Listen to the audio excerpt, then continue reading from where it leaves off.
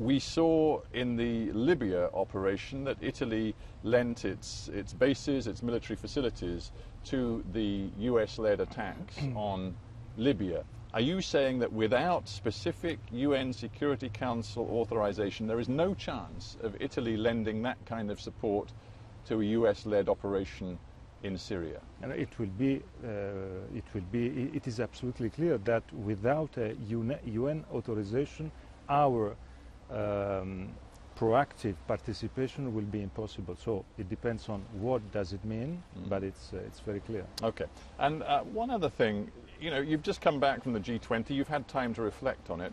I just wonder what you think of the way President Obama, and maybe President Putin as well, handled this real difference, fundamental difference over what to do on Syria and how to address the UN Security Council element of this story. No, it's very clear that the Syrian situation is not an easy one for many reasons, because there is an unbalanced situation there, because it's not very clear what does it mean opposition there, the opposition to the Assad regime, because there is the experience from what happened in Libya and in other Arab Springs and other Arab countries. So it's not easy there, and it's not a black and white situation.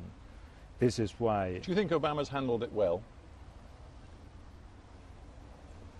I follow him because I think that the European Union and the United States need to stay together, need to avoid a division like we had 10 years ago or in other period of our recent history. So I trust in Obama. How real is the risk of a division between the United States and most of Europe on this issue? After the document signed and after discussion we had, the risk, in my view, is lower, because we created a framework of general consensus on some points. Then each country will take his own responsibility, but we created the conditions to avoid a fight, a collapse between Europeans and the States. And this is why I signed. This is why I think I'm satisfied with that.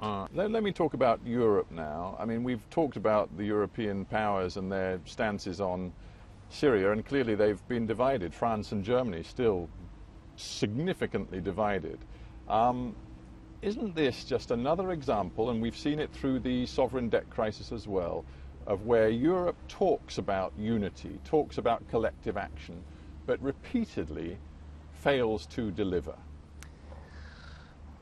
Yes, of course. The division we had in St. Petersburg is another division of a long list of divisions.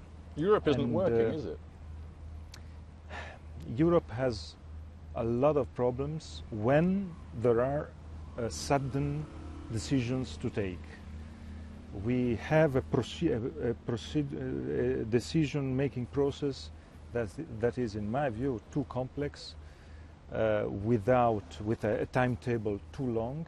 When you mentioned the sovereign debt crisis, we took, I think, something like 30 summits before arriving to the famous decision taken by Mario Draghi after a European Council saying whatever it takes. ECB would intervene and do whatever it takes to stem the crisis. That was the first moment in which we started to stabilize the situation, after 30 summits. So yes, my answer is yes.